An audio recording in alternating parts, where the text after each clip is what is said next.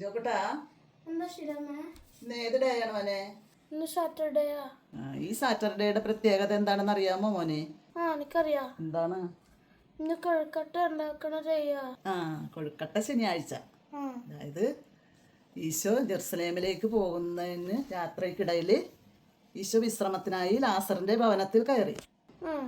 അപ്പൊ അവിടെ ലാസറിന്റെ പെങ്ങാമാരായ മർത്തയും മറിയവും ഉണ്ടായിരുന്നു. ഈശോനെ കാണുമ്പോൾ അവർ പെട്ടെന്ന് എന്ത് കൊടുക്കുമെന്നായിരിക്കൂലേ? നമ്മളും അങ്ങനെ തന്നെയല്ലേ?